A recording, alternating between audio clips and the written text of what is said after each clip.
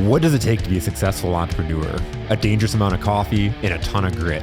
My name is Jason Tracy, and every week I interview business leaders to share their stories, life lessons, failures, and advice with you. Welcome to Coffee and Grit.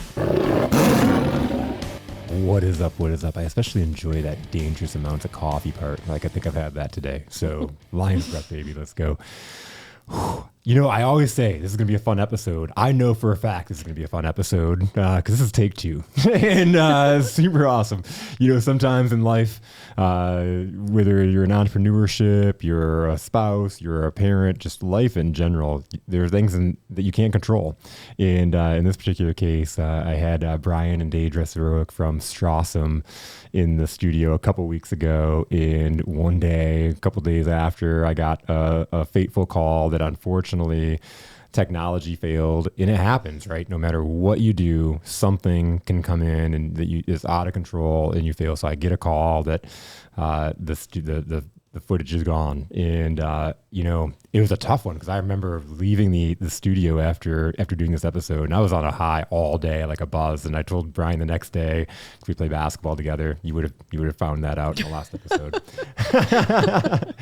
I told him the next day, like, that was so much fun. It was so much fun. Such a cool story. There was stuff that I didn't expect from an emotional standpoint, but then we just laughed and had a lot of fun. And like I said, it carried my energy all throughout the day. So I'm super excited to unpack that and do that over again, because again, in life, when things happen, all you can do is go back at it, right? And pick yourself back up and go. So I'm happy that Brian and Daedra are very gracious, because like that was the good news, bad news call. Good news is I get to spend more time with you guys. Yay. We're in the studio again. And I feel like we're really practiced, you know, like you can sit and look around at the things that are different and whatnot. But for real though, we're going to unpack a really, really awesome episode and talk about pioneering a business, because, you know, if you think about now, glass straws, that might seem like a really awesome idea because of everything that's happened in the last few years with plastic. But these guys started this business far before that happened, and I got to learn a lot about that in the last episode. So I'm excited to go through the journey again. Brian and Daedra, welcome back to the studio. Thank you. And I reiterate, like, I was literally thinking about this yesterday. I was talking with my friend Tamara, and I'm going to share this with her so she knows, you know, we were doing this podcast again, and I thought about it, and I said, same as you, came off of that just feeling so wonderful, feeling so grateful for the time we spent here and feeling happy and energized. And I was like, I wasn't mad that I had to do it again. You're right. Yeah. I wear this little bracelet that says you get to, I wear it every day because, you know, it reminds me of the things you get to do. You don't have to do this podcast. You get to do it again, and you get to come off and have another great episode, and then, you know, live your life after that. And I'm glad you felt the same way. And I'm sure Brian also, you know, we have the same feelings too. So I'm sure he felt that too. But you know, I know how bad Rob felt when he made that call, and he was like, he's the top guy, the owner of the company. Is like, I'm making the call because I feel horrible about it, and there's nothing you can do, right? And I just kind of laughed about it, and the pit in my stomach was like, man, that was so good. And I was, you know, bummed, but at the same time, I'm like, you know what, I have difference makers on, they're going to get it, and we're going to have fun. We get to have them in the studio again, and we'll recreate the magic, and maybe it'll even be even better, right? And so we may talk about things that we didn't talk about last time. We may not talk about basketball for the first 30 minutes, you know, who knows? I don't know, I think basketball may creep in though. It's funny. Yeah. But there's worse things to be mad about in life. Like, it was not worth crying over. It's not a big deal. I did look at Brian and go, like, really? Okay. It was cool because I was on with Steve Ziskowski and was filming a video because I am the speaker for the Serious Night Breakfast, and so I was filming a little promo video, and I literally had on my to-do list, call Brian, and he was like, yeah, I'm meeting with Brian next. I was like, wow, that's ironic. I guess I'll wait for a few minutes to call him until you're done. And he was like, why don't you just tell him now? Like, I'll wait. I'm not going to like hack your meeting and everything. And then we ended up talking about it. And then Brian got on and was like, all right, here's the news. And you're like kind of relieved. He was like, all right, good. I wanted to make sure you were okay with the fact that it was fine. Yeah. I think I went like something like this, like, yay. Yeah. Like, you get to do it again, you know? So yeah, it was all good. Cool. So Strawesome. let's talk about that and, how that all started. Because like I said, if you look in hindsight now, people would be like, wow, you're probably on the cusp and you started as, because it had solved this problem, but that's really not how it started at all, right? Right.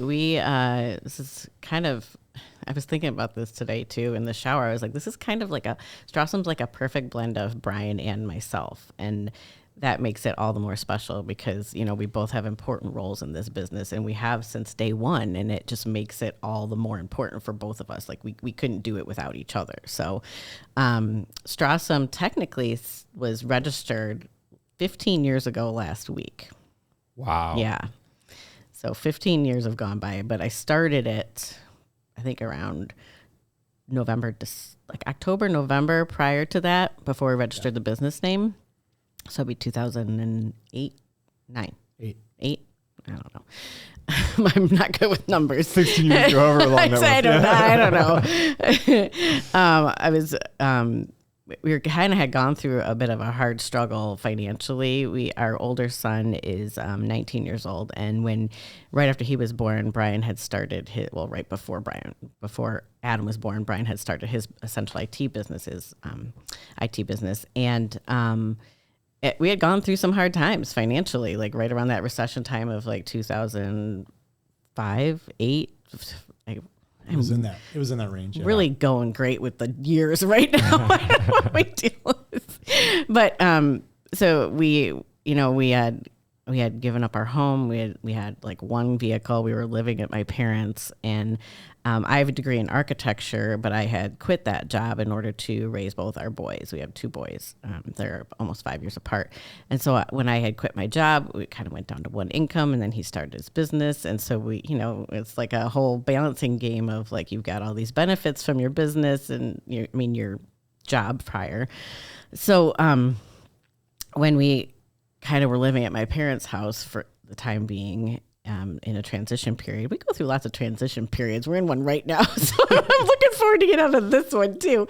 But we were in a transition period, and I was pregnant with Luke, and we came across the idea of glass straws. A friend of mine showed them to me and asked if we wanted to go in and order on them.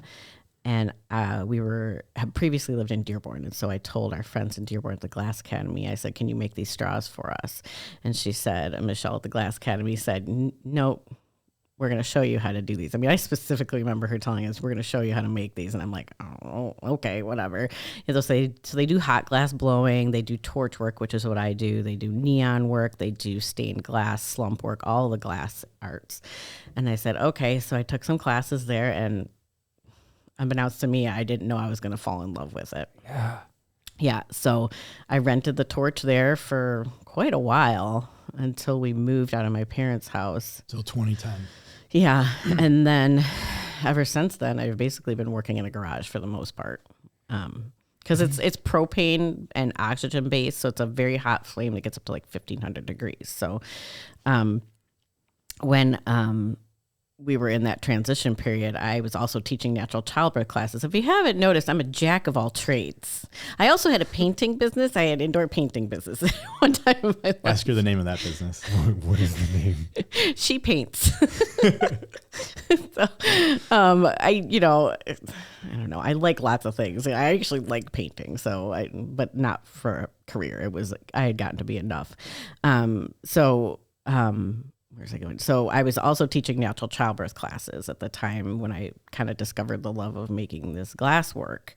And I also really enjoy functional art. Like beauty, yeah, it's nice to look at something on the wall. I get the function of that, but like tchotchkes on the table, I'm not really a fan of it. But if it's functional, I love it even more. It's more beautiful. I get to see it every day and use it. So I really fell in love with it that way. And I had to decide if I was going to keep doing the childbirth classes or do Strawesome. And I, really had many meaningful conversations with Brian about it. And I said, well, we're going to go the glass straw route. But we didn't have a name, which was the hard part. And I think I talked about this last time about having patience. This helped me grow in my patience. Having children helps you grow in patience. Having a business helps you grow in patience. Honestly. Very good comparisons there. Yes. Yeah. It's raising two different things. Yep. Raising humans and raising a business. It's just different things, but you're raising them. And so we thought we worked on. It took us 3 months. Yeah. Yeah, it was like, you get all the corny things out of the way. Suck it. Yeah. Suck it. Good ideas, right? But like, oh no, that's not going to really have longevity, or it won't have a good response. And then one night, I think you were laying in bed and I was just still brainstorming. I'm like, yeah, we need a word that's awesome that works with the word straw. And when I said the word straw at the end, I realized it rhymed with awesome. And I was like, I got it, Strawesome. So I ran to my computer, made sure no one owned the domain name, made sure I could, register it as an LLC, whatever. And so I did all that as fast as I could.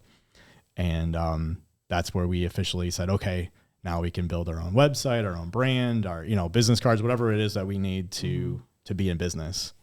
And that was March 15 years ago. Mm-hmm. Well, how helpful is that you started your business building out websites, doing that you now plug in your knowledge, your expertise, to your point, bringing in the blend of you can jump on and know that and get that started. And as a startup, that's a beautiful thing to have in your back pocket.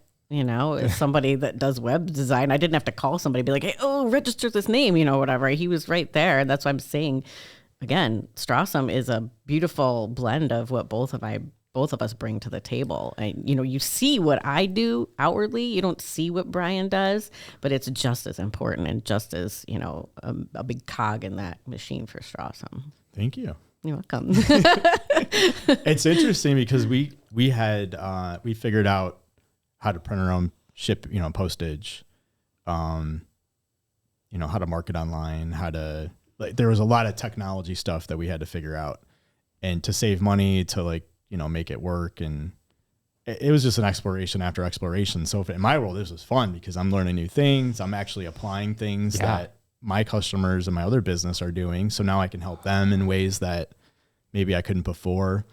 And then I can always bring up, hey, I got this other business with straws and here's the website, and people love looking at the website. So that kind of helped me get in opportunities that I might have not gotten before too. So I love that because we didn't talk about that last time. And it's like really all of business is a learning experience, and you learn and you grow from it. And, for you to be able to do that A/B testing, essentially go through and so intimately with your company, build that out, and then use that as an example that's awesome. Yeah. It's like a dual growth for both companies, which is awesome. It's like raising twins.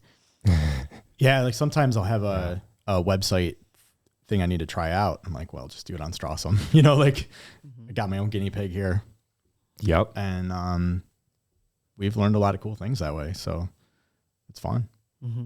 Yeah. That's so cool. So, you think about going in, asking if somebody can make straws, how do you know that you're going to fall in love with it? You never know what life is going to bring you. Yeah. Oh, it was, I'll be honest, it was frightening at first because the flame is 1,500 degrees. And if you're touching something that just touched that, I've been burned a lot on my body, from touching the wrong thing. And so it's frightening at first. And I remember people, even after a couple years when I started doing it, we'd have some a Cub Scout group come over to the house to see us do it. And so they're all watching me and I'm trying to do it and I'm shaking and I'm trying to draw a turtle on a straw and my hands are I'm not a great performer. Like I told you earlier, I don't like being the center of attention. And so I was kind of okay. I had to breathe, even doing it on a video for a social media post. I'm shaking.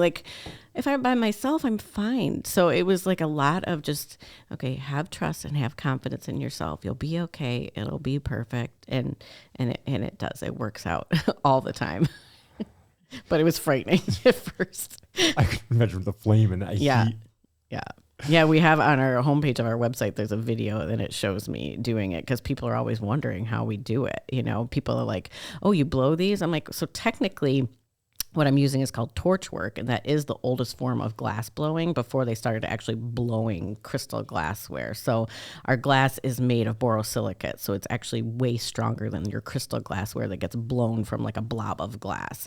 So our tubing is like Pyrex. It's the same glass as Pyrex, and it comes in really long lengths, and we score it and cut it at the lengths we need it to be, and then I heat it up in a torch. So I just heat up the end of it to make it safe, and that's your simple, just plain glass straw. But if I need to do a decoration on the straw, I have to do that. You can see this turtle right here.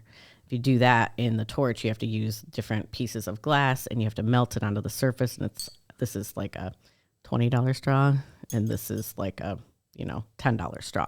So, the more elaborate you get, the more work is put into it, the more it costs. But that's what I wanted to start Strawesome, because there was a couple of competitors out there. There's one that was before us, who has since retired. So we are the oldest glass straw company, but I wanted to distinguish us in a way that it took glass straw usage to being like I said, a functional art piece, right? So yeah, you can have a plain straw if that's what you want, but I'm also going to make something that's just a little bit more, have a little more pizzazz and interest to it. So if you wanted something that's like this straw that has a little bit of decoration on it, cool, you can have that, So I wanted to make sure that I was doing something that other people weren't. It's back to that functional art. Mm-hmm. Yep. Functional art. And even so this little skinny glass straw is like for like some of the Starbucks to go cups. It fits in the hole of the top. And this little dot is a decoration, obviously. But if you turn it around, it also acts as the stopper that they naturally have on the plastic ring of the straw. So all kinds of functions. Like we have, like I always want to figure out how many styles we have of straws. Yeah, that's what I was thinking. But it's just so overwhelming to like try to figure it out. I haven't done it yet because I don't want to sit down and do it. But we have everything from like the skinny straw that I show you here. That's really thin. It's good for cocktails. It's good for coffee. Anything you don't want to get too much up in a fast amount of time. And then we have regular width straws. So like this one is this is equivalent to a plastic straw that you'd get at a restaurant. It's 8 inches long, unless you have a giant cup. It's 8-inch long, regular width, clear. But this one, we actually found a way to brand it with our logo on it. So we can put logos on them with a screen printing process. So it's actually really cool. Brian is the one who does that. So he's, again, very important to me in that way. We have, like I showed you, the turtle one decoration, but we also have a wider width straw that's a smoothie width. So if you want to drink smoothies, you aren't going to be trying to suck up a thinner straw. A lot of the times when you get a smoothie, let's say like Panera, they give you a plastic straw and it's pretty wide. It's about this width on the inside. And even with the plastic walled straw, if you're sucking through it, it's going to be still kind of hard to get it through because the walls aren't rigid. So if I make a smoothie at home and I want to suck it through a regular width straw, I can actually probably get it through this regular width straw because the wall thickness is substantial and it doesn't collapse on itself. We have bent straws, straight straws, long straws. This is a bubble tea straw for anybody likes boba or bubble tea. You'll get those tapioca balls up there. Brian was going to bring it. I told him not to. We have a wine bottle straw.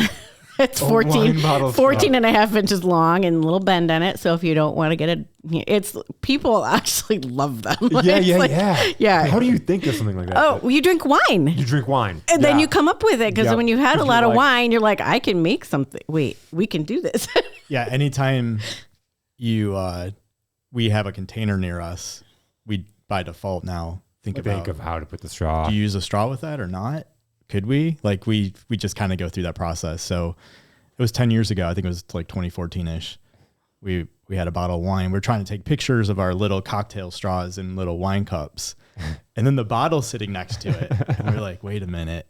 And so at the time we had our her workshop in the garage. So she's like, I'll be right back. And so we measured and she made one and it just became a product, So it's kind of fun being able to whip something up, quickly make it, take pictures, put up on the website and see what happens. I could see that being a huge hit, just even from like a gift, purpose of getting somebody that drinks a lot of wine. It grabs attention at the art fair because I just have it sitting in a non-labeled glass, wine bottle. And they're like, look at this. Would you be surprised how many we sell because it's like a great hostess gift to be like, here's a straw to go in your wine bottle.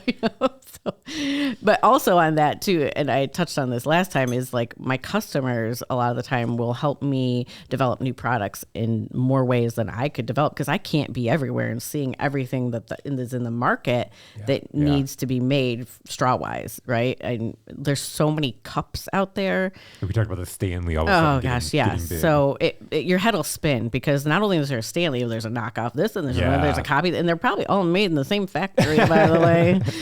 Absolutely they are. I'm like, they are all exactly the same. Trust me, I have them in house, and they are all made in the same place, right? So it's just the logo that's put on it. So then I have my Stanley with me here. So this is the 30 ounce, but they became so popular that my customers said to me, they said, can you make a straw for this cup? And I'm like, I guess. So the most important thing is if it's going to fit in the hole. We can only keep our width the certain width that we have. So if the entry point isn't going to work, then the length, we can make any length, but if it doesn't work, it's not going to work, right? I get lots of people telling me, can you fit in this cup? I'm like, I don't know what your cup has. Whatever. So I do my best. I will actually go to Target and try to find the cup and see if it fits and, give feedback if I can do it. And customers really love that too. So when they came to me with this, I had to get the cup in-house so I could see it and see if it fit. But I couldn't buy the cup because they were so popular. They were just always out of stock. So once I finally got it, I can make the product for it, take pictures. I mean, when did we start making this straw? Last year? June of 22, I think it was. Okay, so see, my numbers are way off. It could have been last week for all I know. Time flies when you're having fun. But it actually, when you add this to a wonderful product, it makes this product that you love so much better. It improves it immensely. And I'm not just saying that because I love my product, but glass tastes better. It tastes better than plastic. You don't drink a fine champagne out of a red Solo cup, right? I mean, some people do. But you get looked at funny. Right.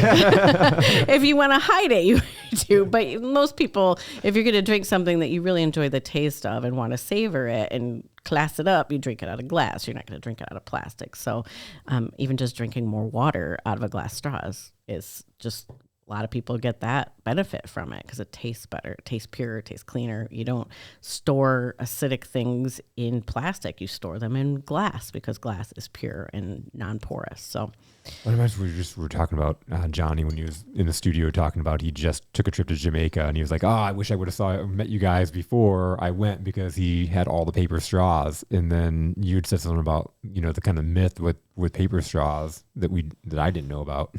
Yeah, so nice thing about glass is it doesn't leach anything into your drink. I think every other material does. So metal, that's why you have a metallic taste. Yep. I hate metal. Plastic, paper, it falls apart too. Even like bamboo, some of the alternative ones that are out there, taste something, something's different, right? Yep.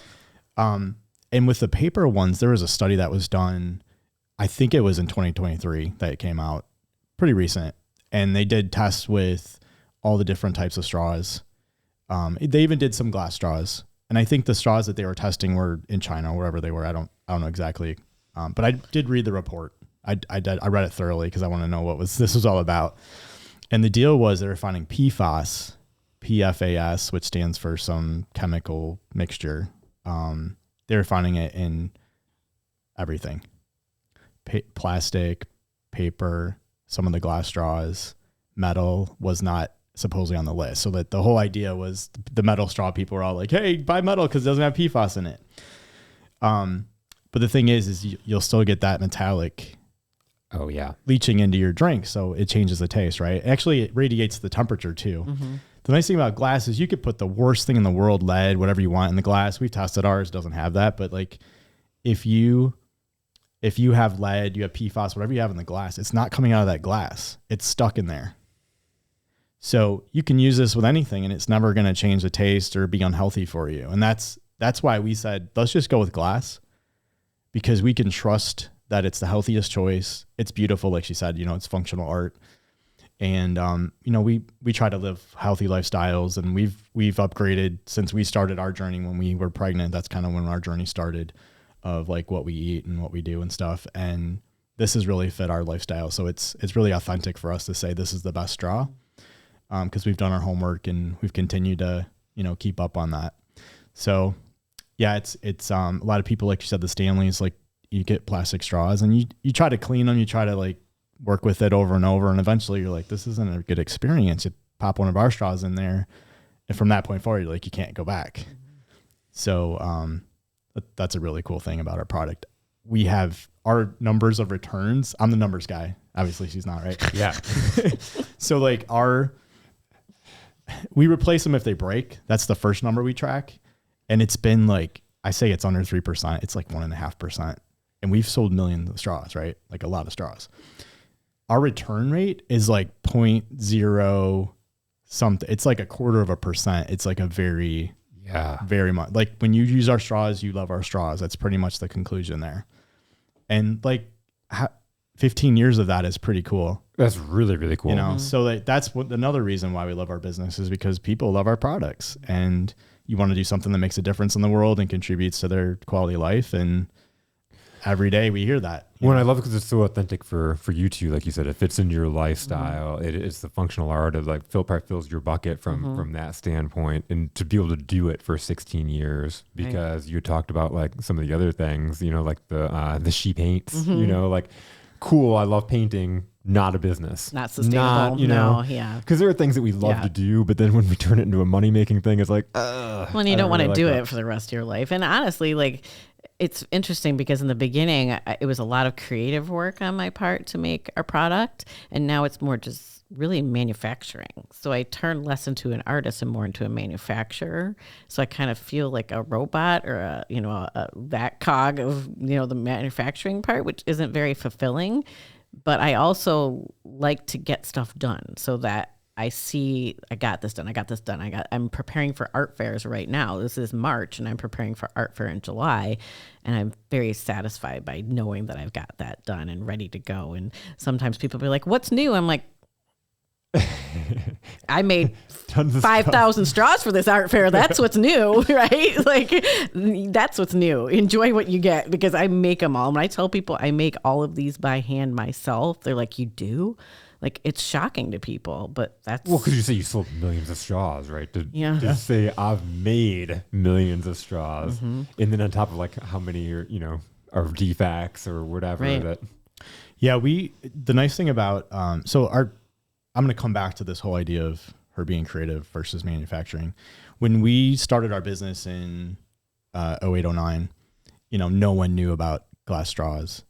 Nobody thought it was a good idea, right? Yeah. What are you talking about? Like they thought these were like why would you crack pipes, bean shooters, you know, spit wide weapons, whatever it's the older gentlemen at art fairs that are really dad jokes, right? Yeah. They're really like, they're my favorite. And they probably come up like you've never heard that joke before. Well, it's like the things they Nowadays, say. yeah. It's like, I'm right here. You can filter just a little bit. Like, anyways, go ahead. Yeah, she's had to learn not to take it personally. Oh, I'm maybe a still lot. in process. No, I'm good. I'm good. Okay. So when we first started this, it was like 99% education, 1% sales, right? Yep.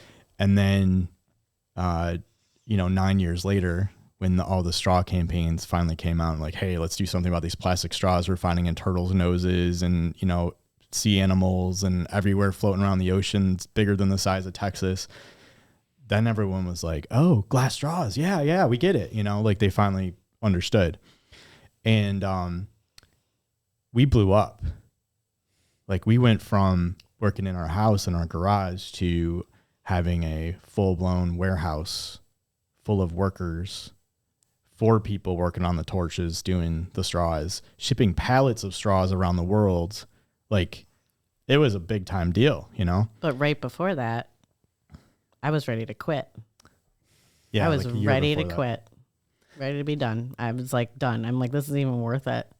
Because you're doing so much educating. So much and trying to work sell somebody and on. not making any money is the most frustrating thing on the planet. And then, Yeah, so we were like, hey, let's just do one more year. We'll make it our best year ever. We'll do everything we can, and then we'll decide next year if we're gonna quit or not. And then it just blew up, right? It was like it was a good decision, obviously looking back, right? So there wasn't a conversation of Yeah. should we quit now, right? Maybe we caused all that to happen. I don't know. So so like we went into this phase of like we're just processing orders for a couple of years. It was like 18 and 19. Both of those were like really huge years, and we had other companies that sell like nutritional products and things say, hey, we want to sell straws, and we bought everything on Amazon, and your straw is the best. we want to buy like 10,000 a month, 20,000 a month, and that would go over like a year or two, like straight. And so like, we're trying to figure out how to, we can do it. We're trying to figure out how to like mass produce and whatever, but not mass produce, because these are handmade. We do all these ourselves. Like, we're going to have people in our lives come and help us, get this done. So it was a lot of fun. We had a little group of workers every day come in, and we're shipping straws all around the United States, around the world on pallets. And I'm trying to figure out 10,000 at a time. Business wise, I'm trying to figure out like, how do you deal with customs and shipping, and like, it was fun. Yeah. So, COVID hit, and all the retail business, we got like Ace Hardware. We had 800 stores, Ace Hardware. We were in a bunch of mom and pop shops everywhere. Like, it was growing, and it was going in that direction. And, COVID hit, time out for the retail side. That was like half our business, I think, at the moment, at that time. And it's pretty much just turned off. And so we're like, okay, like, we'll just keep plugging away with direct to customer and what we could do, and just kind of feel it out. And things kind of change now, where we're like, hey, let's actually get out of retail with packaging and stuff, and let's do it a different way. Let's still do retail, but like, our wholesalers are now like zero waste stores, refilleries, places that don't need packaging. Yep. Which is totally cool with us, right? So cool. But it's actually slowed us down a little bit to where Daedra can be creative again. Like, we were just pumping out so many straws. Like, this poor girl was like, I've got to go to the chiropractor. I need to. My wrist. I sit there like this, doing 2 straws at a time, just like rolling in I did have some help at the time for that, thankfully, but I was a wreck. My body was a wreck, and my brain too, because I was just like Oh my God. Okay. nonstop all day long. Yeah. So like, we've gotten back to, I think, more of like being, plugged into like the love of the business and the reason why we do it. And she can discontinue some things and like bring some new ideas out now. And it's like, we're a little more flexible and fluid. And I think that's more of our sweet spot. This isn't like blowing up and being like, 1 million products every day, got to go out the door kind of thing. This is more of like a lifestyle, but making a difference around the world type business. Right. So we want to keep it, that, I don't know what the right term that is. feel. When you go to our website, you see our faces on the homepage, and like it's like you have that mom and pop shop, that store in downtown Brighton that the owner of, right? And you also have Walmart. You don't know Sam Walton. And do you care to know Sam Walton? Well, it even comes down to like, right? when your customers are giving you feedback and you're going out and making things, you're not calling Sam Walton or like the Walmart Corporation and saying, hey, we need this product. Right. And even if you did, they wouldn't go make it. They're not going to listen to you. So I make it a point to do a couple of things, really good customer service, because that's one thing I really, really hate. I was helping an older woman at Discount Tire the other day, just trying to get a phone call, go through, to figure out where her furniture was. And I don't want my customers, no matter what age they are, I want to help them. So when you're an older customer and you just don't understand the internet and you really want our straws, I'm here to help you. I'll process the order for you online. No problem. And they are shocked when a person answers the phone. So I'm going to give good customer service. I'm going to be listening to my customers. And if it's possible, I'll make it for them. It's pretty simple. It puts a little bit more effort out into the world, but it's not hard, and it's, we've had a lot of people over the years at the art fairs walk up to us to say, after 12 years of doing it, this is a great idea. You should go on Shark Tank. You should go on Shark Tank. Do you even understand? We almost did. I had the contract we and I read it. Yeah. And I'm like, I'm not giving them a percentage of my business just to be on the show. Just to the producers. Yeah. And then like, just even if they don't buy you, yes, right? just to the producers, just to be on the show. This was early on. I mean, that's okay. It makes sense because you're going to blow your business up, whatever. Yeah, but like, we're like, no, we're not ready for that. And then like 3 years later, there's was a straw company, I think, that went on there. They had the little retractable metal straw, whatever it is, the final straw, I think they called it. And it's so good for them, right? Good for them. But that just wasn't what we wanted to do, Yeah. We didn't want to go on Amazon and like try to, take over the world, sell a cheap product and what like Yep, we're off Amazon, people there. We have customers that love that too. Nothing against Amazon. I order stuff on Amazon, but it's like, it's just different, and that's kind of neat to like find your niche or find your space and just be comfortable with that. And it was interesting too, because this past weekend, our little date night was to go to TJ Maxx. And we're there and we're looking at the glasses and stuff. And That's our there's, date night too, I know, by the way. right? Yeah, So we're yeah, so yeah, middle-aged and We're so dorky. middle-aged. It's Me so and Gracie lit. too. Like, So we should go on a double date to TJ Maxx. bored on a Sunday. Let's go to TJ Maxx. We're looking for a duvet cover for a bed, but she wanted a new one and she can't find it anywhere, you know? And so we're just like, let's just hunt here and here and here. So we're just exploring stuff. And the interesting thing is in the glassware in both Home Goods and TJ Maxx, we found these like, they're packaged and one was like Disney or some other like screen printed on the glass. And it's a jar kind of thing with a wooden lid top with a glass straw coming out of it. And I was like, it almost looks like it's plastic. It's so thin.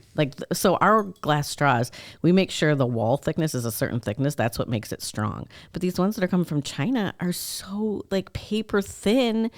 And then they're mad they break. I'm like, well, if you buy it on Amazon and it's a cheap piece of junk from China, that's what you're going to get. But with us, you're going to get a good quality product. If it breaks, I'm going to replace it for you. Like, that's no questions asked. Like, oh, I don't have a picture. I don't care. I don't know my order number. I don't care. If you bought it from us, and I'll be able to tell if you bring it to me the art fair, I'll be able to tell if you bought it from us. I remember you too. saying that. Mm-hmm. Yeah, because it's like night and day difference. If you like, whoever thought I'd be a straw expert of all things in the world, right? But you can come to me and I'll be like, okay, well, yeah, those are, but that one's not mine. I can tell it's not my product. Like, licking it, smelling Yeah. it. Like, this one came out of... holding up to light. It's just, yeah. So This is Chinese all the way. like you can buy them on Amazon, like go right ahead, but you're not going to get like the highest quality product and you're not going to get our customer service. And with us, you know who you're buying from, you know who you're supporting, and we appreciate it. We love our customers. Like they share just with people, like they'll give them as gifts or just share verbally about them. And that helps our business grow. And it's wonderful. That's what I love about small business and why I've dedicated my life and my career to serving small businesses, because it really is like it's the difference. Mm-hmm. You can alter, and it's the service and the care for the customers and the clients that you have. You know, they can be more like people as opposed to being another number or another dollar sign. Yeah, being a dollar sign is, I never looked at my customers as dollar signs. What I do look at them as is excitement. Like when an order comes in, I'm always checking my email because I'm so excited about orders that come in, right? Like first thing I do in the morning is see if any orders came in. Like as a small business owner, you do that happy dance, but it's also like, it's a living for us. This isn't my side job. It's kind of like Brian's side job because of his IT business is his main job. And I probably do this part-time because I'm, also a mom. And that's why I wanted to do this part-time so that I could be a mom to my boys and I could show them that mom has a passion and this is what, she does for a living. I'm not just mom. Well, it's cool because your kids are on the website and they're a part of everything, right? And they see it. And I think that's so important for kids to see that they can create their reality. They can go out and find something that they're interested in and create a whole entire company around it. And to see that firsthand. I mean, I've had so many guests on that as they've told me their story, they grew up with parents that were entrepreneurs, and they might have not even been parents that were successful entrepreneurs. They might have been in network marketing, but they were given a mentality and a hope in a way that anything's possible. Yeah. That they learned from their parents by just watching it and seeing it. It's so cool to see that happen. Yeah, they see everything. They see the good, the bad, the ugly. I may not share everything in detail, but they know. I mean, we had to close our shop after COVID. I work out of the garage again. Got to roll with it, and my suggestion. I told Brian, I'm like, listen, I don't think this makes sense for just me to be in this huge space working for the overhead of what it costs to be in this space. And he's like, okay, yeah, I get that. And when we moved it back home, and I'm fine with it. I roll with it, but eventually I will have a grown-up space that is heated. Heated, that's the key, especially on a day like today. It's getting to be a little old. And then the heat too, like the heat in the summer is like, I come home in just drenched in sweat in these hot, humid Michigan summers. Heat on top of the heat. Yeah. It's because my torch, like I said, is 1500 degrees. But so when I do a decorated straw or a bent straw, they have to go into an oven that's behind me, and it's at 1500 degrees. I think it's 1650. It's just under 1100 degrees. Whatever. It's hot. Yeah. And so it's always on. It's just like a little heat source right there.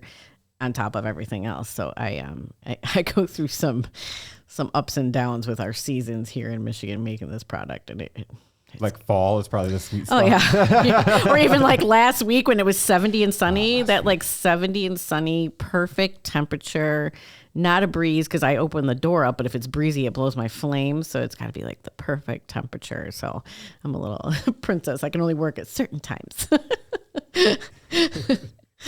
I can so relate to you though.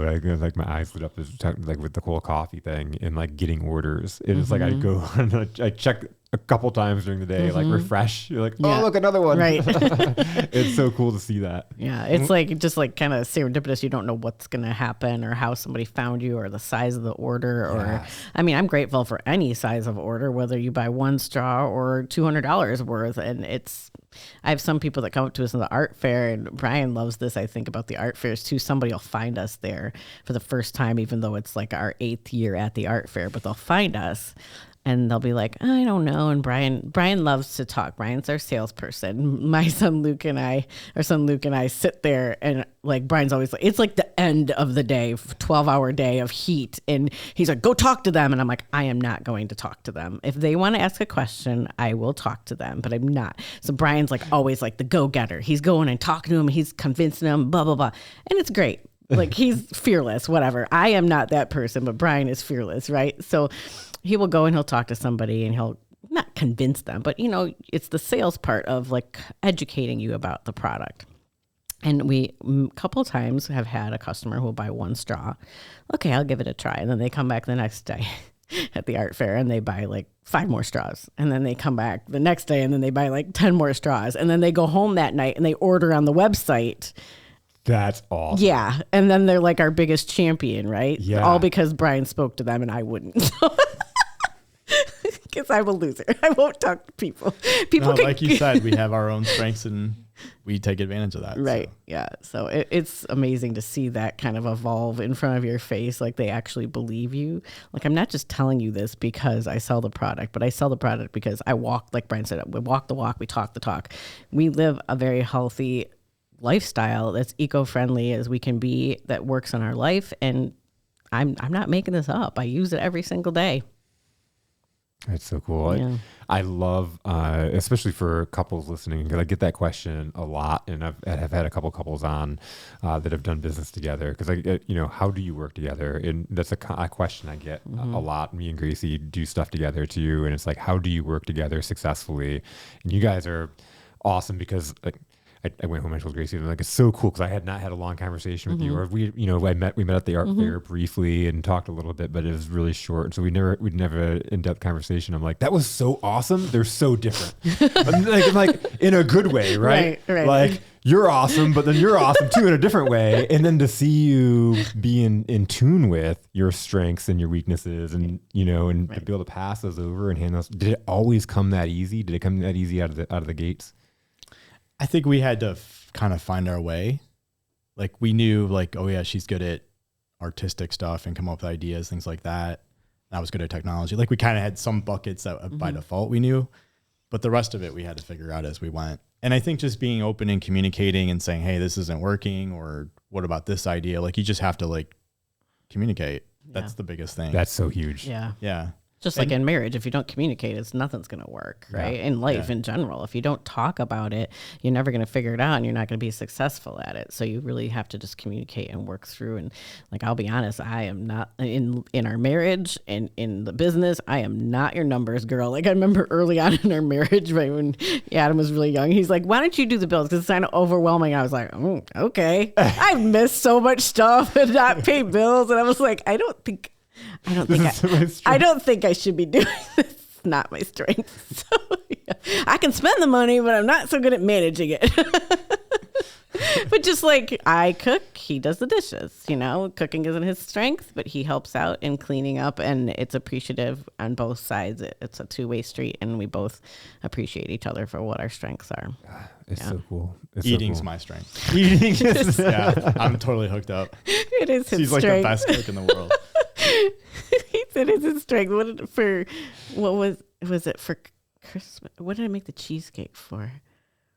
I don't know, but she something. makes the best cheesecake. I found sounds amazing. I found a Yeah, it's really recipe good. for, he loves cheesecake, and I found it, but I think I made it for you for like Christmas, your Christmas Oh yeah, present. Christmas. Yeah, Like I make him food for his presents because he doesn't love like food that much. apple pie and cheesecake, number Yeah. 1 and 2. And that's what I made for Christmas. Yep. I made apple pie and cheesecake for him for Christmas. And because he doesn't like material things, like, you know, I don't need to buy him something, but I know the way to his heart is through his stomach. So, you know, yeah. Yeah, it's a long way, right? The long way. You know, it's like common sense. It sounds like it's common, but not everybody has it. And I love how you said communication, because and that's just through 155 episodes or whatever we're on now. It's been the common thing to success, like whether it's in marriage or business or, you know, any kind of relationship you have. It's so critical, but we do it so poorly so many times.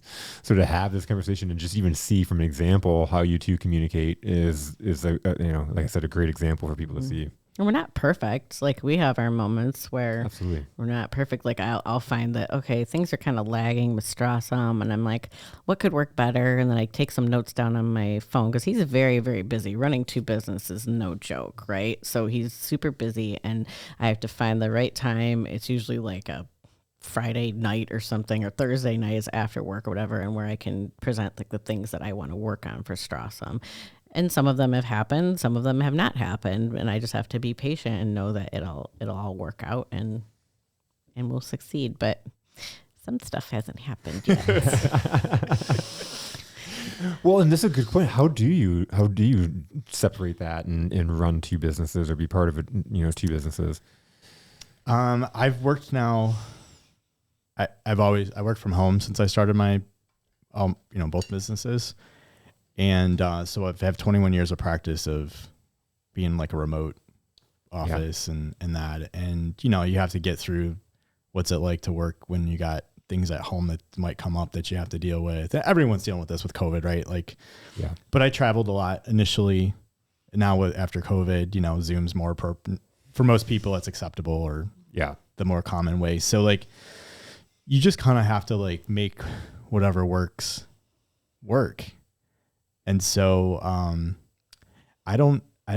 haven't had this question before. I have to probably think about it. I'm more of like a internal processor but I've noticed, I've learned you don't make anything wrong. First of all, you have to be patient, and you have to not make anything that comes up wrong. You have to look at it for what it is and say, does this work or not work? And then, you know, make adjustments. So, I forgive myself faster than anyone in the world. That's a secret, because if you're going to move forward fast, you're going to fail a lot.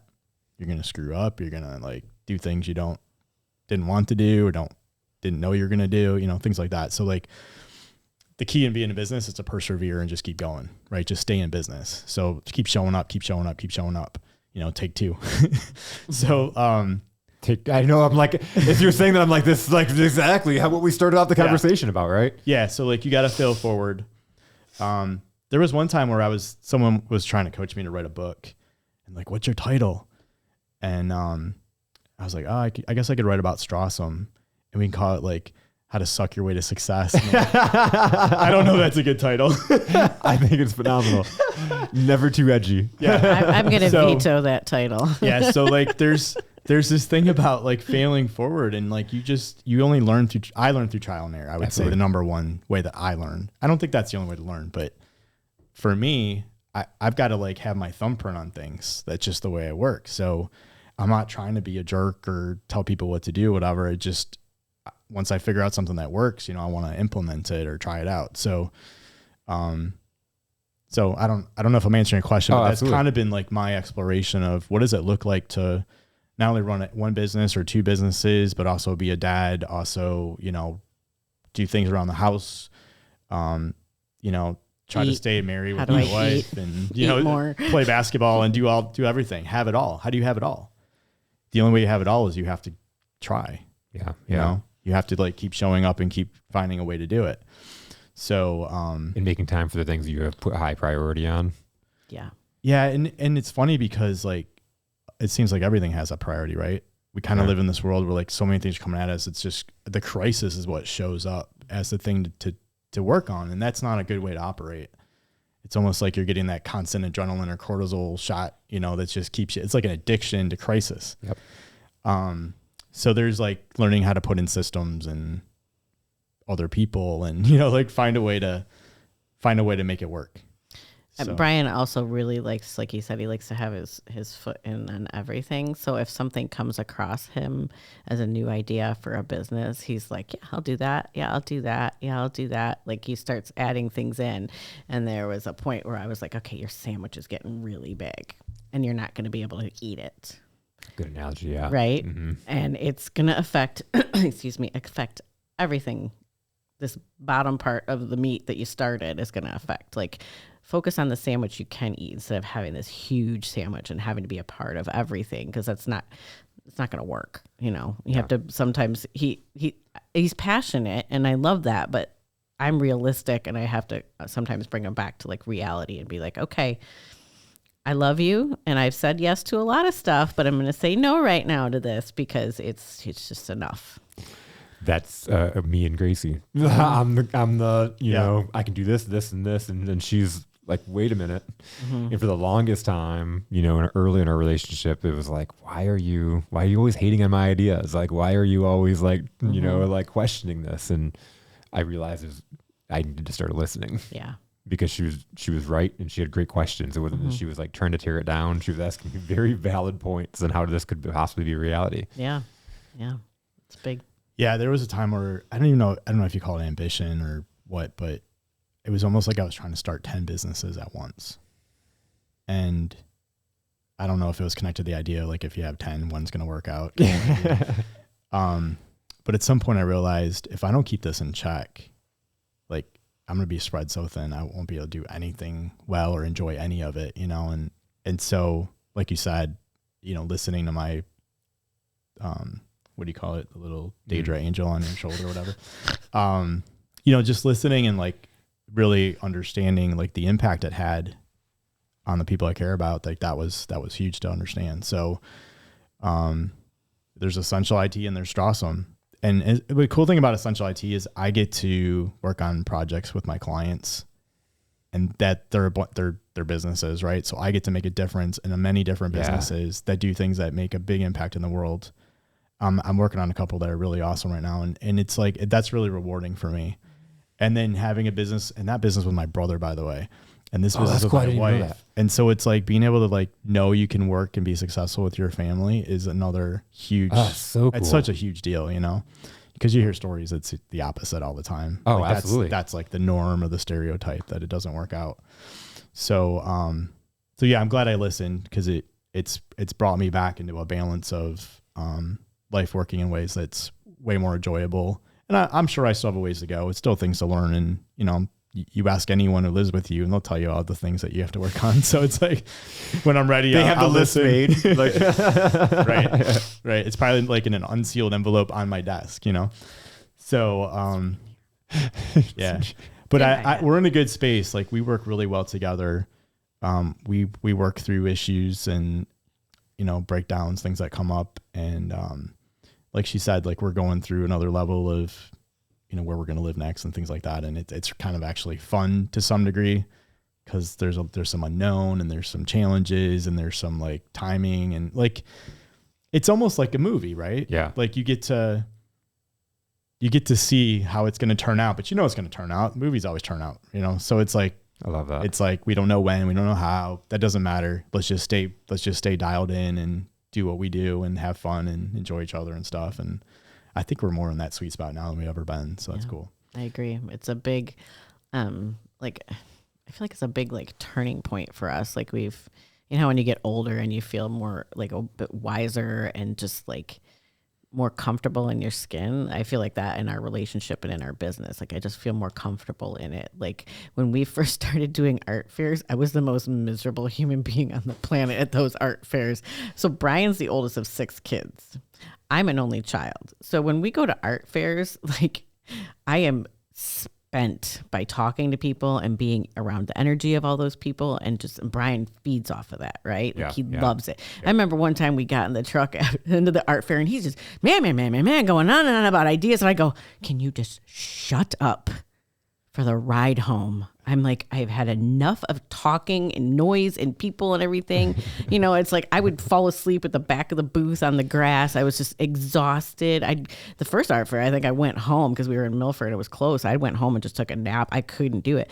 Now I truly enjoy it because it's worked itself together in a way that it's not as taxing. Like we created new displays last year. Brian's dad is awesome at building stuff, and it may have come a little bit close to, like, I don't do good with procrastination. It came a little close to the first art fair, the finished product, but it got together, but it was awesome. And it's like, I used to have to take every straw out of the displays that we had and wrap them up and put them away. Now we just leave them in, wrap them up, roll it in the trailer. Oh, wow. I'm done. So like, like I'd make all this product and then I had to set it all up. It was just like doubly, overly just taxing on me. Right. And so now we've like figured it all out. We've made it a smooth process and it's just enjoyable. And then you can just sit there and make money.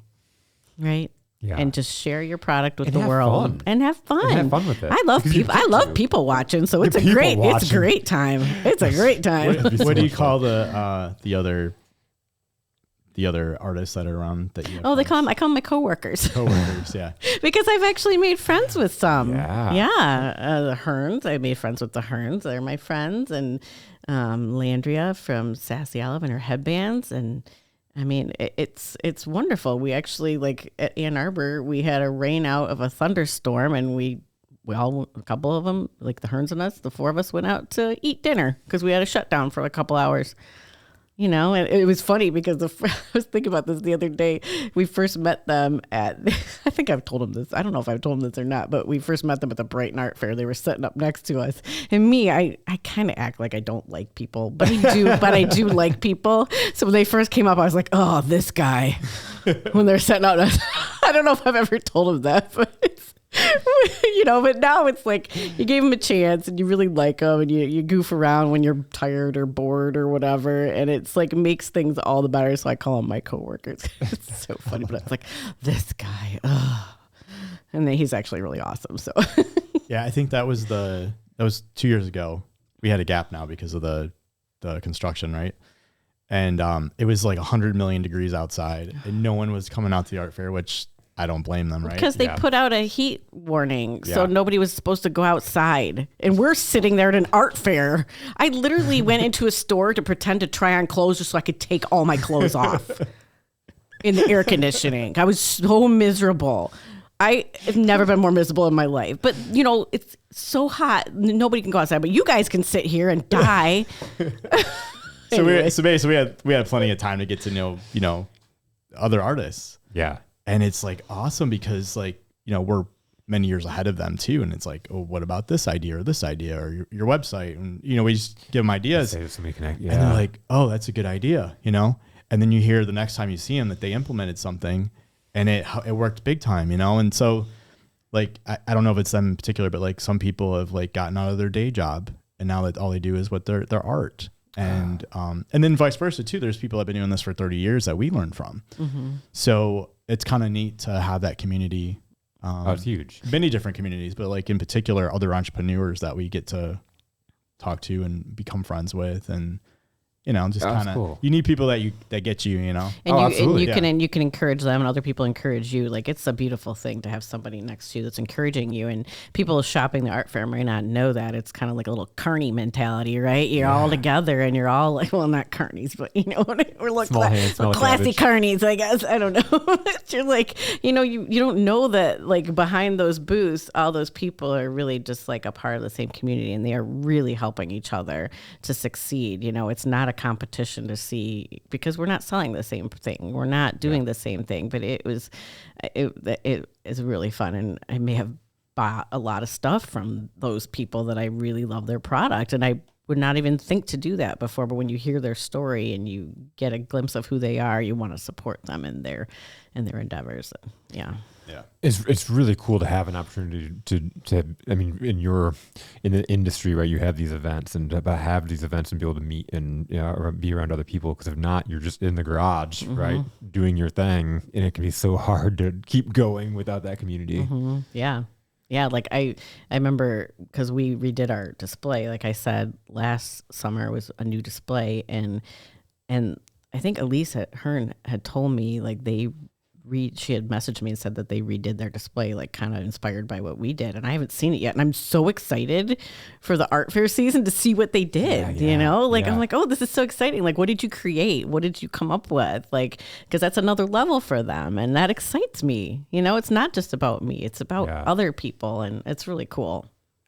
It's that mindset though that like again you can have fun. It allows you to have fun. It allows you for continued growth. You know it's going to work out in the end because you're doing it for all the right reasons. And you know when you have that abundance mindset, it allows for more growth. Yeah, absolutely. You're not just thinking about yourself. Yeah, when you start a business, you're thinking about the money. You're thinking about surviving. Like you do have to grow out of that, and it's great that we've been able to. Have a different mindset to come from, you know, going through that phase and well, can you remember like when you started, because you said you're kind of going through hard financial times, you're starting a business, and like what that mindset was then versus that growth now? Yeah. Then it was, you know, still try to do the right thing, but you got to still make money. So like, you know, where do you draw the line? Like, I don't want to talk someone into something, you know, manipulate them, but sometimes I might've. You know, you never know, but it's like, I'm going to educate you and you make your own decision. Yes or no. I'm really not attached, but I want you to know at least what we do and how we do it. And if you're interested, you know, so like there's just that transition of not having to think about, you know, am I going to make enough money today, or am I going to be able to do this or that, and be able to like, let's do this to make a difference, and let's do things that have fun, and let's, you know, let's see what our customers want. Like when you can change your mindset like that, it's a game changer.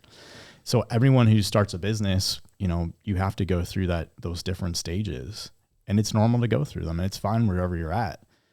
And it's hard at first because you're retraining yourself. You're talking about communication.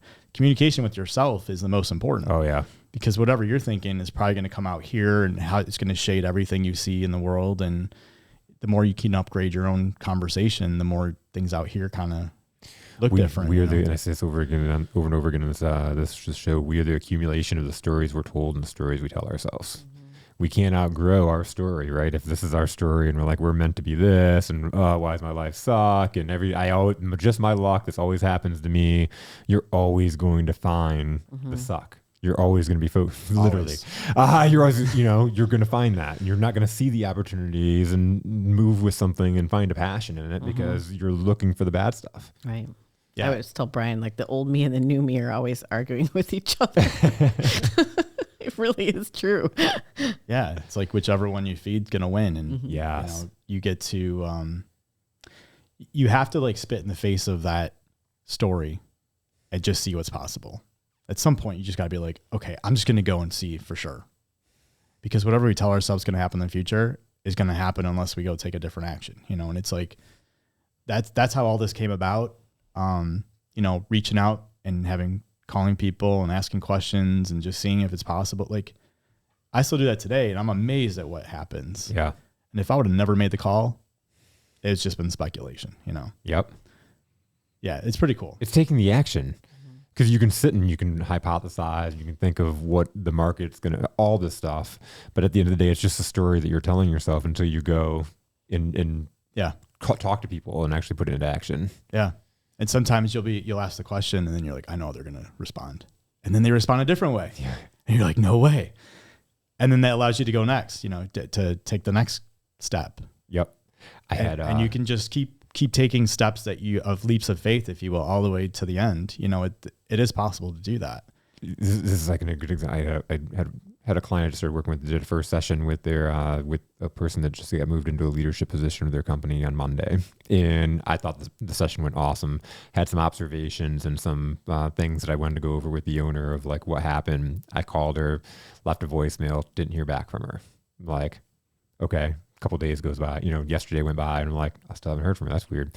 So I messaged her, and it's like one of those things of like, I wonder if the session went bad. Like, I wonder why, you know, like, you know, you start guessing yourself. I get an email back because I was like, I sent her an email, hey, blah, blah, blah. You know, anyways, she sends me this email back, and she was like, this is the best thing I've ever done for my business. Wow. She was like, after one session, her guy, like his whole mindset completely flipped, and they had this amazing conversation. And for the first time since she's worked with him, he took ownership of like, that was my fault. I didn't follow up. I didn't do this stuff. And she's like, this is awesome. Wow. And it's like, wow, I didn't expect that message, because I was in my head like, Right. oh, I wonder what's happening. She's not getting back with me. Like, that's weird, you know, like, That's funny.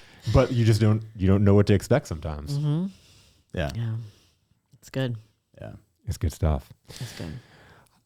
I love, so going back and, I switched the conversation up a little bit, but I originally met Brian at Referraltopia, which actually is coming up tomorrow. I don't know. Are you doing Referraltopia tomorrow? I'm not going to the event. Yeah, me neither. But anyway, so I met Brian at Referraltopia probably 3 years ago now, and this was one that I was like, I was not going to go to the event. I was like, it was down the street from my house, and I'm like, do I really want to go? Like it's easier and more comfortable to stay home. And I'm an extrovert. I'm like you, where I get energized by being around people, but I'm also a Gemini. So sometimes I'm like, I just rather be home and doing my thing, right? Like I'm like, I can be completely by myself and be Right. fine. So I ended up pushing myself and going. And then I met so many awesome people. Brian was one of the first people I met, and we were talking, and then Brian mentioned something about playing or coaching basketball actually. And I circled back at the end and was like, because you said you lived in Milford too. And I was like, hey, I actually play with a group of guys in Milford on Saturdays and Tuesdays if you're ever interested in playing basketball. And we talked about that last time. And I thought what was really cool that I wanted to mention was you told me something that I didn't realize on what, kind of that impact of around 2020 that was for you, getting out and playing with a group of guys that, again, you don't know, like, I'm not saying giving myself a huge amount of credit on that, but you just don't know what things happen and how they impact people. And so that was something that kind of caught me by surprise, and I thought was really cool. Yeah. I think I said something like that was the best thing that happened to me from COVID, right? Yeah. Yeah. Yeah. It's, and I would have never expected that, right? Like you make goals in life and you like make these plans and stuff, but the good stuff usually you don't have on that list. Right. And that was one of those things. I love basketball. Like I said, I've been coaching. I've coached 12 seasons of some kind of sport at our school in the last so many years. And, I've always coached it myself too. Like, talk about like mindset and stuff like that. So, to be able to get out on the court and play basketball at a high level, like we do every week, that is, for me, that's just bliss. It's just amazing. And the Daedra's she's mentioned how that's been good, to see either change in me or impact that has, because it's brought me to life in new ways. And That's so cool. I've met 50 new people or 100 new people, however many guys we got that There's come and always go. new people coming. So Yeah. Well, and what I said last time, and I'll reiterate it, is that it makes you a better coach because you're actively playing the sport and you understand the difficulty and the intricacy. What's the word? I'm going to mess it up. Yeah, the little things Yes.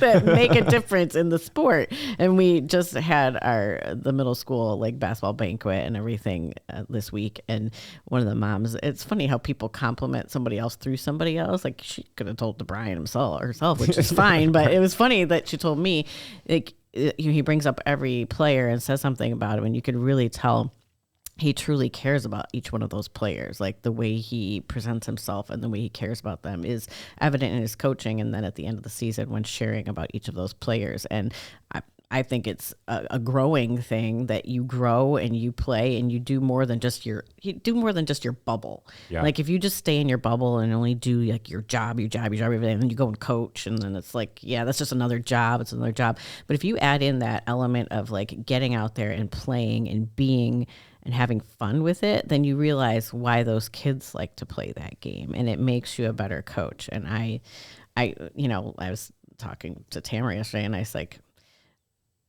women can be upset that their husband's going off at like 9:00 at night to go play basketball for a couple hours and you don't see him or whatever. I'm like, well, he's not out drinking. He's not out cheating on me. Like, is it really the end of the world? No. He comes home sweaty, so you know Right. he's playing basketball for a couple I know. I hours. hope it's for basketball. I mean, his feet smell really bad. He So, felt really bad.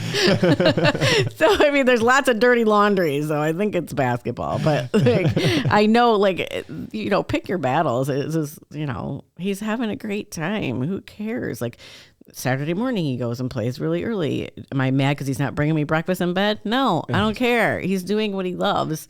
And I kind of feel like that's how we were before we had kids, even before we were married. Like, I would go and I'd watch him play hockey. I enjoyed, just like I enjoy watching my kids do what they love. It's just what they love to do. And why would I take that away, Well, a lot of times we stop when we're kids doing what we love to do. I always loved playing basketball. And then you just kind of get away from it. You do your adult things and you're working and it's so cool now. It's not cool. But when I talk to people that I've been friends with since high school, or even my brother who played varsity basketball and, was a better athlete than me, that are like, I could not picture playing basketball. I could not. My best friend from high school was like, you still play basketball? Like, he's like, the last time I tried to play pickup basketball, I almost died, and it's like, it's kind of cool. But at the same time, it's like, why?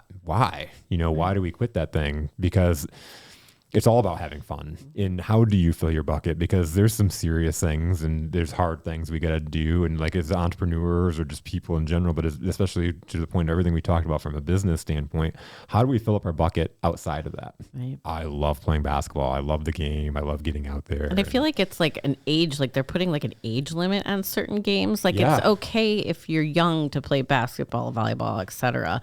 But when you're older, you have to play golf and pickleball and tennis. Yeah. But when you're young, you can't do pickleball. Well, who's setting these rules up? Like, why is it weird? Just do what you love. Who cares, right? Like, that's making you happy. Do it. Well, that's why I love we play against people of all ages. And, we talked a little bit last time, like taking pride on stuff. But it was this Saturday was really cool matching up against the two college guys, that just finished their college season. One plays at Wayne State, one plays at Winston-Salem in North Carolina or whatever. And like, Ray, I locked him down. He only scored 1 point on me, and it was like the most amazing point that he ever anybody's ever scored on me. This guy like brought me in, backed me down, and was like pushing me back. And I'm like, I'm going to hold my ground. And the next thing I knew, he came up out of the dribble, did a little hezzy on me, and blew by me. And I was like, okay, that's good. But that was the only point he scored on me in 3 games. And then the other guy, Ralph, who I think is faster, has got like these good ball moves. And like we were playing our last game, and I was like, I got Ray. And then Jeff was like, no, you take Ralph. And I was like, that self-doubt of no. And then he gave me a vote of confidence. And Brian was like, no, you got him. And like, everybody that whole game was giving me a vote of confidence, and he didn't score a point on me, which That's awesome. I've watched him score points on everybody of the whole game. I know how good he is, but it feels so good to be 45 in May, to be able to go out and play against guys in their 20s and to be highly competitive and feel like, oh, I can do this. And I'm at the point where I work out now. We talked about this last time, 5 times a week, just so I can play basketball at a high level. Yeah, because if you don't do it, you're going to lose it.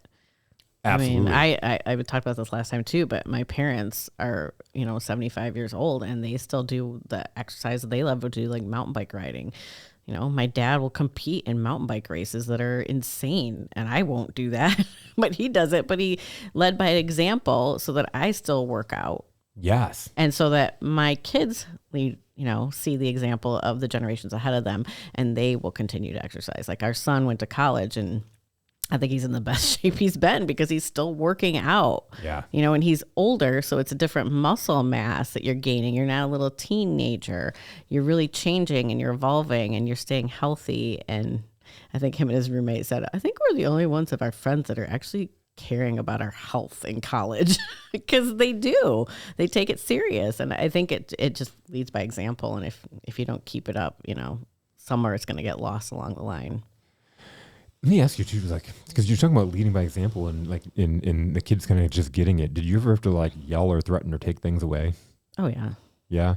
I used to be a big yeller.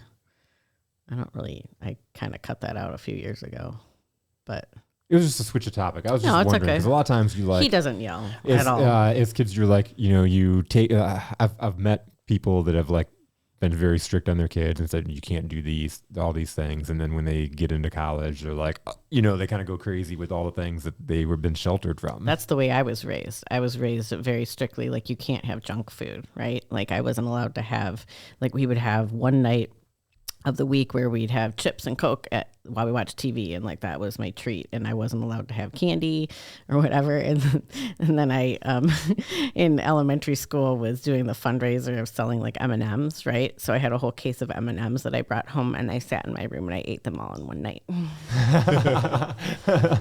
Yeah. Right? Yeah. So I learned in that moment, I was like, well, keeping you away from everything is just going to make you go crazy in the end, you know? So like telling your 18-year-old or 19-year-old, you're not allowed to drink. You can't drink. I'm like, as long as you're responsible and I know you and I love you and you are a responsible young adult, then have a drink in your room. I don't care. Yeah. Like, why is there a stigma around everything that you could do in life, you know? But again, if you vape, I'm not okay with it. So, you know. Yeah. Or meth, you know. or meth. There's a limit. There's a limit, you know, like to the acceptable drugs. But, you know, but it like I learned from that. Like you can't just restrict everything because then somebody is going to go a little bit nuts. And yeah, it's not. A lot of times, to your point with the M&Ms, we want what we are told we can't have. It reminded me of like when I was young, MC Hammer came out, and I really wanted his album. Like I was like 12 or something, right? And I really wanted the album. My mom was like, looked at the CD, and she had heard something about a certain song that was on there, and she was like, "Okay, you can get it. You can't listen to this song." It's called Soft and Wet. You can probably picture. You must have I listened still to that song remember a ton. it. Not a ton, but like as soon as I got it, I was like abiding by the rules. But then I was like, this is a curiosity. I'm like, what is this? What like, is this about? I'm kind of curious. And I think the first couple of times I had no idea. Like, like, what is this? What is this? So why is she not wanting to listen to this? I don't know. Oh, okay. So funny.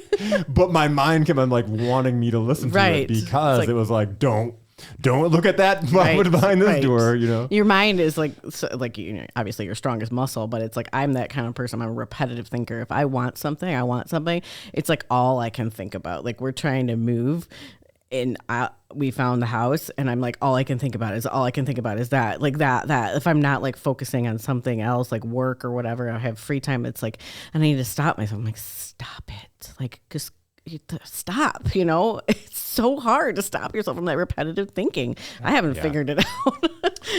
Yeah, I would say my approach to parenting is like coaching. It's like if I can educate them on why, they can make their own choice. That hopefully is the one I would prefer that they take, that they make, but they can make their own choice then. At least they're empowered with information. If you just tell them no, it's never sufficient unless they have the fear of God in them. And I never put the fear of God in them, I think I yelled once just to get someone's attention. And it probably carried so much weight. Yeah. I was like, what are you doing? You don't do this. Right. So, but yeah, I think coaching is pretty much the way I just operate. So whether I'm coaching or not, like I'm coaching. And I've learned that from you because I feel like I've taken that on more as a role as coaching as a parent, because I used to yell a lot and be very frustrated when Adam was a young teen and it didn't work. It was very frustrating, but I feel like I've evolved and learned from you and the way that you parent as a coach mentality. And I've grown because of just watching you, That's awesome. Yeah. That's so cool. It's going back to the communication. Right. And I love how you sum that up and going back into the why, because a lot of times it's like, don't do this because I said so, or whatever. And it doesn't resonate or click or, carry the same weight versus educating them and then make your own decision. Yeah. If you know I care about you, you'll listen to what I have to say. Yep. And then if you know that I'm still giving you the choice to make, it's on you, and I'm giving you a responsibility, authority over your own life. Like that's a huge that's a big thing to have. And that's what you want. You want the freedom to be able to choose, Yep. Most times we don't get that. Most times we're being told this, you have to do this, you have to do that. And you kind of feel like you're a victim or you're at the mercy of someone else. And if you can grow out of that and be your own person and have your own choice in life, you can do anything you want, And a lot of people, have to kind of learn that through the process of struggling, starting a business or whatever the challenge in life is that's for them, So it's all good. I think everyone will eventually find their own way. It's just the different things that we come in contact with are different, and everyone finds their own path, and there's no right path. There's no wrong path. it's kind of neat how that is in life. It is. There's like a million self-help books, or probably more, about how to make money or how to heal yourself or whatever. Like, that tells me there's not one way. Yeah. There's several ways, but I am a firm believer that there's a core values that match up with the people that, because you can have success doing anything. You can make a lot of money and not give a shit about people, right? And you can, you could be a terrible person. There are terrible billionaires out there, right? That are just don't give a shit about the person. They're just there to make the money and they're having a lot of success. Are they happy? Probably not. But they're probably filling a giant hole of whatever they're missing in their life, and a lot of times. Versus being able to do business and have that mindset of taking care of people, and how much funner is that, and you get to grow from a way of getting amazing feedback, and it's just it's a different definition of success. It is. When we went out of our rented space, it was like, oh gosh, are people going to think I'm not being successful because I'm downgrading to working back in my house? And I had to get over that and be like, no, it doesn't mean I'm this, that, or the other thing, that I'm better than I was just because I had a workspace. It's all it is. Or like getting rid of our packaging. Like, it doesn't mean we're not successful. It means we're actually being smarter about our money. We're not going into a huge amount of debt. We're working smart. And it's just your idea of success. Are you working smart? Are you happy?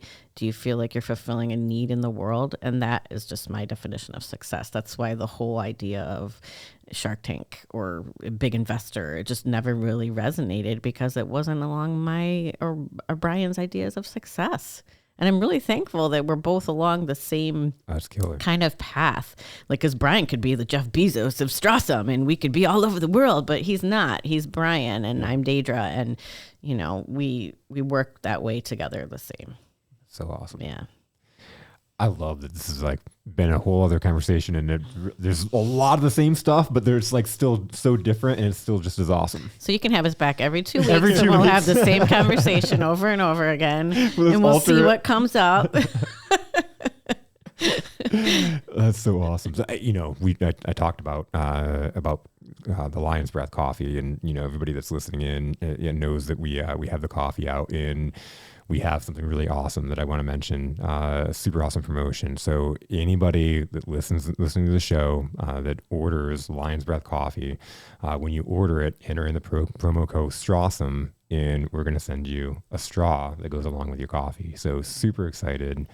Thank you guys for Brian, the idea guy, came up to me at basketball. I was like, hey, I got this idea. What if you think this? I'm like, yeah, you want to do that? Phenomenal. So. The other idea worked out too. So Natalie at the Wallflower Merchantile, I just talked to her this morning, is going to carry our straws in her store. Super awesome. So if you want Stanley straws, I think she's going to have some cool decorative ones as well. That'd be a great place. Yeah, because she actually has a little section of like a refiller. Zero waste. Mm-hmm. Yeah, zero waste section in the store, which I had no idea. It was awesome to find that there. And zero waste is a really new idea. And I think people need to kind of really look into embracing it a little bit more, because so I had one customer email me one time, because when I ship these out, I literally just wrap them in our paper wrap. There's no packaging in them, but they're perfectly clean. There's nothing wrong with them. I had a customer email me and be like, there's no packaging on this. I'm like, and your point? You're just going to throw it away. What are you going to do it? Why does it matter? I reuse envelopes from Amazon to ship brushes. Are you going to complain about that? And then you need to look deep down inside of you about what you're complaining about, because it's ridiculous, Yeah. So I love that these companies are coming up, these brick and mortars, where it's changing the mindset. There's one in Howell, Quartz and Company, which is just right in downtown area there. There's a couple in Metro Detroit area. There's one in Ann Arbor, one in Plymouth, and we really love supporting them because they're supported us. I mean, they really show where all their products come from, and it's a really cool concept, and I'm excited to have them in Wallflower. Well, it's so cool because, again, it's tying in and giving back to other small businesses, right? Building relationships and collaborating with other people that are ingrained in the small town or in a town. And then I would imagine you talked about at the beginning having to educate people a lot. you don't have to do that piece because the people that are shopping from these stores are already their customers. They're already educated on it. They're going there for a reason, and then your stuff is there. Yeah. Yeah.